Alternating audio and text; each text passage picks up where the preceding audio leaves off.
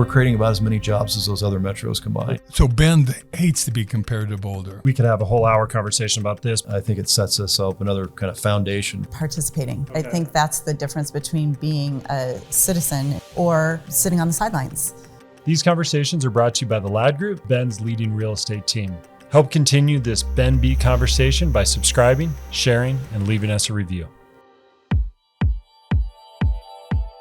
Oh, you've been a big part of the entrepreneurial world here in Bend for many years, have created a lot of business opportunity, and you're a big voice. And I think what's particularly interesting is the mentorship advisory role that we were just talking about a business here that you're advising. And I think that it's going to be an interesting discussion here today. Yeah, cool. You know, I think if we were to boil it down, it's startup, it's technology, it's an investor. How would you define who you are as far as in the business world? Bull in a china closet. Okay, perfect. So, you know, I think an entrepreneur is a good label for me, but it's also, you know, we were just talking, I make a lousy employee. I ask why too many times and go against stupid rules. So startups are perfect for inventing whatever you need instead of being confined by someone else's rules. You know, we found Bend because I wanted a small town, 50,000 people at that time, 52,000 I think it was. And what's the average square footage? We're buying that. We're getting rid of our cars. What cars do we have to buy? Subarus and pickup trucks, apparently. Yeah. And so we did that and put kids in public schools, right? Which is what we wanted, awesome public schools. And the other thing is, this is the first time in my life I became civically active, was here. Well, I think that's important, and I think that's why we're talking here today. Is there's a difference between being a resident and a citizen of a city, and you've obviously become a true engaged citizen. You know, you're participating in the voice, the trajectory, the future of Bend. Yeah, and you know, it's sad to say I was 45 when we moved here. That's the first time I became aware that I should participate in local government and nonprofits, whatever, to help the community. And it was driven because, selfishly, one of my employees I was trying to hire came back and says, I got to move back. And I said, why? He spent 2 weeks in a hotel. I said, I can't afford to live here. And he was making over $100,000. What? And it was a shock to me. I had no idea. And don't go. Chelsea and I will have a staycation. Come live in our house. We'll go and find help to get you a house. Yeah. And so I got on the phones going, what the heck's going on? Talking to friends in town that were realtors. Says, yeah, the cost of housing has gone up so dramatically. And I got really upset about it. I kept asking why, and the answers were really tough, convoluted, interweaved, complex reasons. Yep. But it all sort of boiled down to, well, the state's not giving us enough land, and no developers are willing to go vertical yet. So I yelled and screamed until I got on certain boards, and housing, workforce, affordable workforce housing, to be very specific, was my whole reason for becoming civically active. Yeah. Okay. Well, growth is a tough one. Growth and change challenge us all as humans, I think, in general, and then specifically when it changes our town, and we're part of it. Mm-hmm. Marin County, from Colorado. And buying a house in 30 minutes, we affect workforce housing. Absolutely. And but what's been interesting is growth.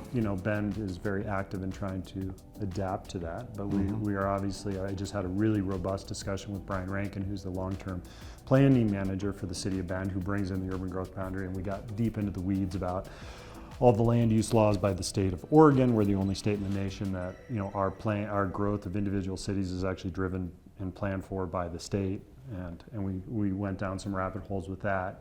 But it's complicated here in Bend. Why do we need this housing? You gave the one anecdotal story of you had an employee that couldn't afford to live here.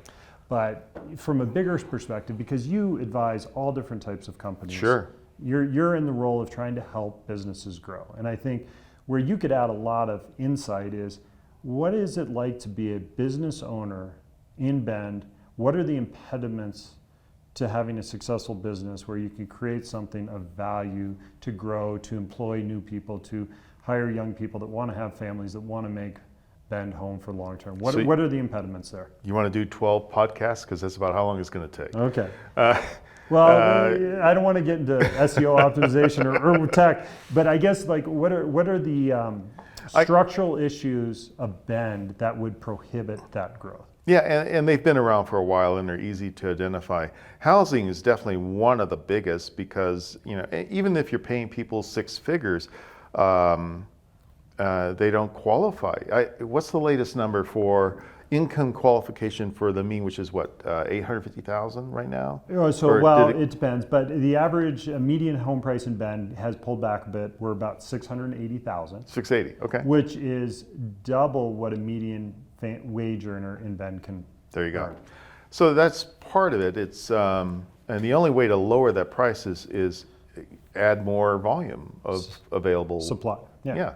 So and the only way to do that is encourage builders to build, you know, moderate-sized plot-landed, you know, projects instead of large 10-acre, you know, ranches. So housing, just housing.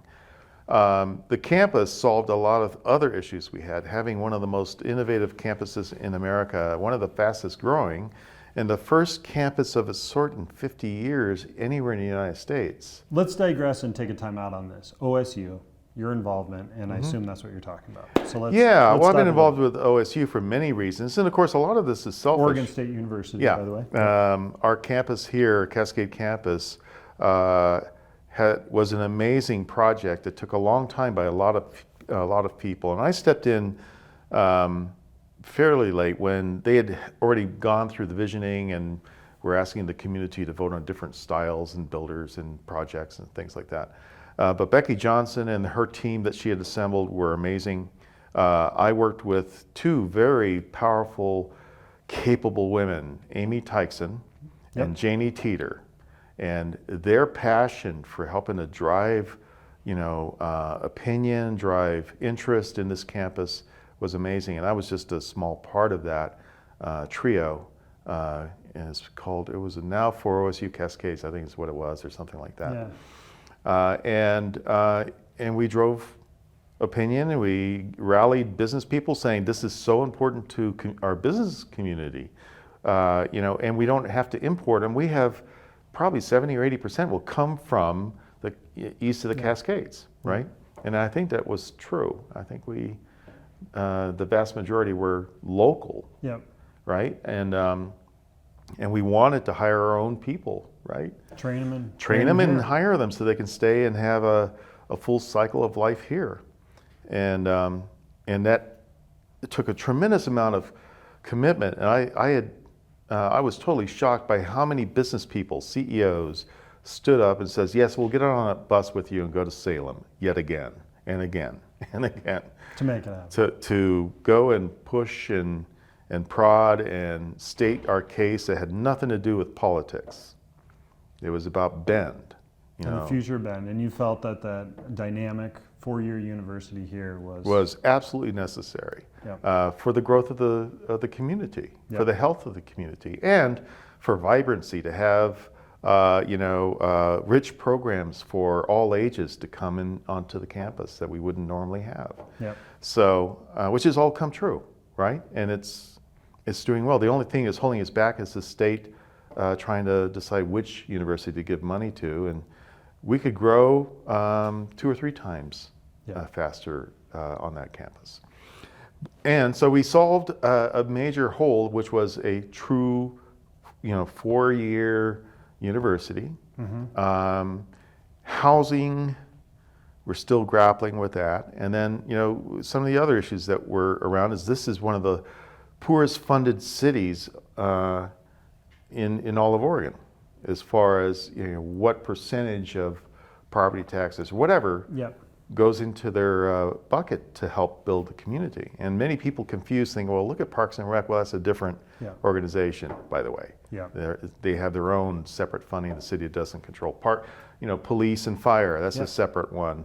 The city's bucket hasn't changed. It's one of the lowest, what's it called, mill rates in the state. Yeah, I've spoken with Eric King, the city manager, about this, and they have a fairly tight constraint in the amount of things that they have to do, from public service and utilities and water and sewer and roads, all the way through, the fire department, the police department, et cetera. It's a thin margin. Yeah, it's very thin. A thin budget. And we're half of other cities. I mean, Redmond has a very rich mill rate helping them grow. So, a lot of things, the way we structured tax, it's a volunteer, or has been mostly a volunteer city council, very lowly paid, and which doesn't encourage, professionals with deep backgrounds in urban growth to come here and help us grow. Yeah. It feels a bit that amateurs are trying to do what experts know how to do. It's difficult. Yeah. Any of us trying to do that role without that necessary background in urban growth, probably would fail. Well, we're discussing a lot of issues, but you're right. I mean, we're at a transitional point. Bend is, we're 100,000 people now, and I think it's a big round number that's a little bit arbitrary, but I think kind of speaks to some of the bigger issues that we're grappling with at this point. Yeah. All to say though, I have hope. I'm here. I'm still here. I don't want to move out of here. Yeah, that was my next question. Is you're here, you're advising businesses on growth. What makes you optimistic? Why is Bend worth fighting for? Well, when I first moved here, what I didn't know about Bend, which I appreciated, was after I stopped traveling. I commuted for 7 years on a plane with a plane load of the same guys down to Silicon Valley. And when I made the decision to stop that and essentially commit career suicide by trying to spin something up here, that's when I found out the resiliency of this town. It's like, I used to talk about it a lot when I spoke about it at pub talks, that we're more like, instead of a Shark Tank, this frenzy to eat each other on the way to the top, this is more like a dolphin tank of cooperative companies. Even though if you compete, you help them, because you help them, and then we have more people coming in, and the ecosystem keeps growing. And it was that kind of like, we're all entrepreneurs, cutting logs and building our homes, and we help each other. I'll go raise your barn, you come help me.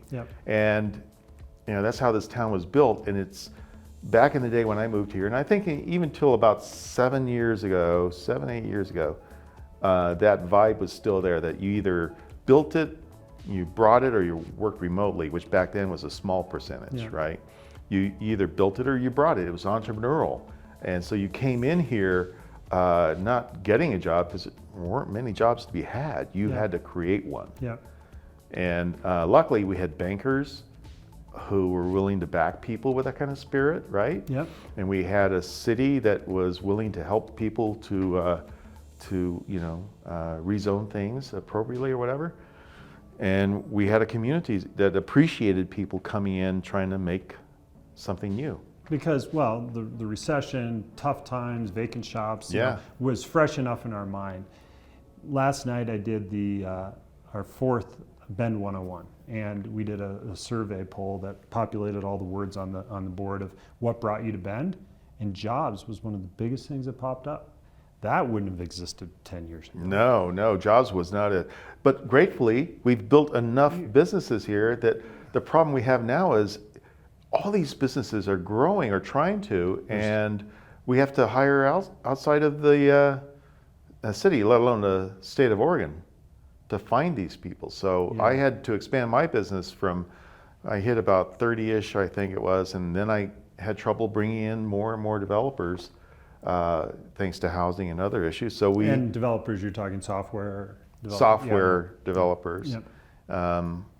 So we started recruiting them in Seattle and Colorado and Portland, or remotely on a few places to make up for it. So, and I wanted them all here.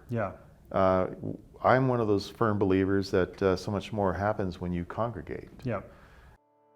Brian Ladd here. I hope you're enjoying the conversation and find this dialogue relevant to really what it means to live and work and play in this amazing community. As Ben's leading real estate team, we take our role seriously in representing both buyers and sellers at the absolute highest standards of our industry. For more information on how we can help, feel free to visit our website at benpropertysource.com or text LADD1, LADD1 to 88,000. You're talking about you're now having to find employees elsewhere, and the collaborative, make stuff happen with the people that are here, make the employees through the universities, that spirit, is that dying? Is that changing? Well, the truth is we're always trying to grow them here, no matter what. We're the prices we have to pay for people now is substantially more. And when I say we, it's not me anymore. I sold my company a couple years ago. I mentor well over a dozen tech CEOs in town. They're all except for a few of them are in growth mode, with hiring. It spans the talent from $60,000 to $80,000 kind of intro jobs for project managers to $200,000 for well-paid, developers, et cetera, or executives. But they all have a common element. Can we find office space? One. Yep. Two, can they find a home? And without those, then now we're dealing with a remote workforce. Yeah. When we don't want to. Most of these companies don't want to build a diaspora of business. They want to have a locale, a place, a home where the special juices happen. And so, among the companies I know right now, I have well over 100 positions that need to be filled. And I'm constantly trying to help, finding as a consigliere, strategic advisor to help them find that talent. But it's typically now it's, North Carolina, it's Boca Raton, it's all over the place. So despite those challenges, do you believe there's still the undercurrent, the understanding of the collaborative nature? Oh, absolutely. It's just, yes, the entrepreneurial spirit is alive and well. I think the last time I measured it was 2 years ago, so I'm not quite sure today. I'd probably have to talk to my friends at EDCO, but I believe there's over 400 startups here. That time, I think we measured 120 or 130 tech companies, hard and soft. And then the rest were food products, bio, outdoor, like snow planks and all these other kinds of industries, clothing that exists. And then you include cannabis and a few others, right? So it's a very rich entrepreneurial system where people are, I constantly am getting called weekly, and that's not an exaggeration, for people looking for, a strategic advisor for their new spin up. And the other thing is that most of them are finding funding. They complain about it, but they're getting it. Okay. Right? And contrary to popular belief, everyone's heard, things are getting tighter and tighter. Yeah, but people aren't making $100 million bets at Google anymore. They're making $100 million bets further down, spreading the risk. And so I think there's more money at play than most people talk about. Okay. It feels that way. And more capital going to work, maybe more due diligence, but it's not a money issue. It's finding people. So most of us are grateful that the big, FANG, as we call it, Facebook, Amazon, Netflix, Google, that they are all laying off people. Thank God. You want them here. Everyone wants those people. Yeah. They will have no problems finding jobs. They may have to move, which is uncomfortable. Yeah. But there are jobs. There's always been jobs. There will always be jobs in tech with a shrinking workforce, right? It's shrinking, it's not growing. Yeah. So, yes, I think the opportunities are rich. Ben could do some things to encourage, entrepreneurs and support them. More opportunity zones, building up on the ecosystem, providing some grant monies, whatever it is. We have some organizations doing that. Yeah. It could be better. Okay. Yeah, and it's important because if we're building these employees elsewhere, we're going to lose that second, third, fourth generation spinoffs. Oh, absolutely. Right? Yeah. Because I mean, any one company, I'm sure you see it, and you've got a dozen stories in tech, but you even see it in the lifestyle brands of Roughwear or Hydro Flask or whatever. Any one of those businesses, tiers and levels of people then go create their own business, and it becomes kind of a snowball effect as far as the future business growth. You know, and I guess kind of sequential to that, a lot of people are saying, why even grow? Why, you know, is enough enough? You know, I don't care if Ben changes. I want 3 cars at the trailhead. I've got into my house. Why have growth? I guess it's more an existential question, but why even fight for this? You know, why fight for a dynamic business environment? And that's where I think we go into bifurcated ideas of the future. Okay. Right? A static town that decides, okay, that's enough. We're now going zero, net zero growth. And we'll have you know, the same economy, same restaurants, same number of people on trails. And the world's still moving on, right? The rest of the world's growing. So we're missing out on new ideas, new people, fresh concepts, new restaurants, whatever it might be that gives the vitality to a city. Mm-hmm. That movement is vitality. Sitting down isn't. And we're a town of very active, imaginative people. I think the two are connected. Going on a trailhead is an awesome experience, and yet it's also somehow helps the creativity when they come back to town. Sure. Right? Yeah. And I don't think you can take vitality out of a city and hope that it stays interesting enough to stay. Love it. And what I've seen with some of the things that I've been involved with is that there's an energy cycle. Most people, when they come here, have about a decade of giving of energy where they're inspired and they give ideas and developments and things that create mountain biking trail systems or conservation areas or businesses or redevelop from a sawmill like Bill Smith did to the old mill district. And without those cycles of fresh energy, I think we could pretty quickly go flat. Oh, I agree. And yeah, that's a good way of phrasing is that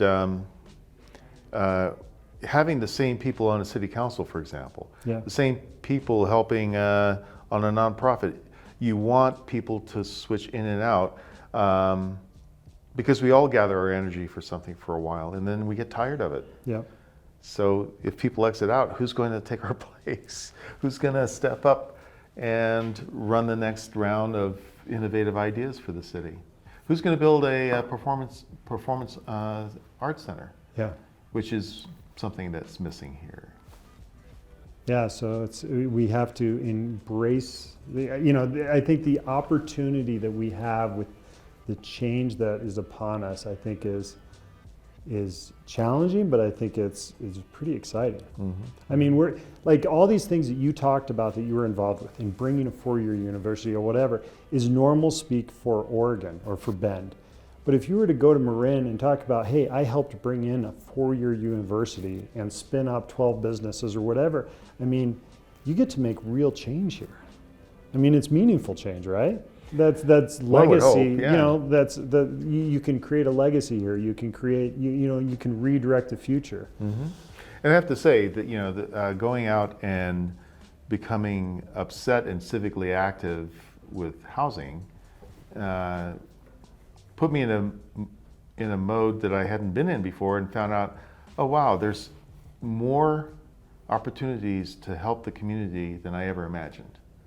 And through helping. So that one thing, suddenly I was on 5 or 6 boards, and and recruiting all my friends. Come on, this is exciting. Come in and join, this board, that board, this effort, whatever it is, the initiative on the campus, or help us get that new student center built. It was once you step in and you realize, wow, anyone who steps up with energy can help push something, whether they're a student at OSU, which I can think of several Yeah. that stepped in, or a retiree who gets off the golf course for a while. They can have an impact. It's exciting. Who has a story or an angle in this town that we owe gratitude that we may not know about, whose story needs to be shared Oh my gosh. for inspiration? Who's someone that needs a bigger spotlight on their efforts? Well, I can think of so many Sure. amazing people. I'd say though that Katie Brooks is a catalyst here. Yep. And I'm sure you may have already interviewed her. Yep. She needs to come back Yep. because she could have her own show about the issues. Absolutely. They are in the midst of it, constantly fighting battles that other people say are just too daunting. Yeah. They're there.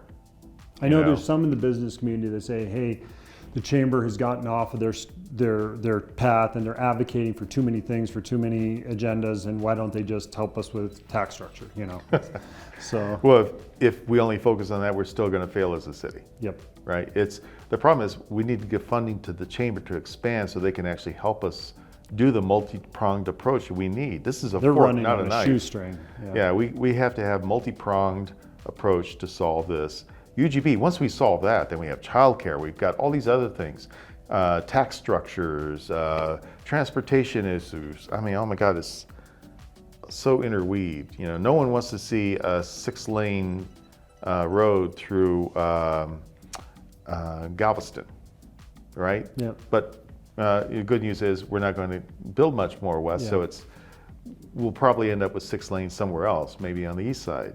No one wants that. How do we solve that? How do we get people closer to where they work? Which means we build little work centers. Whole communities. Yeah, whole within the communities, community, work yeah. centers, food, name all the services required so that there's a mini community that doesn't have to go far.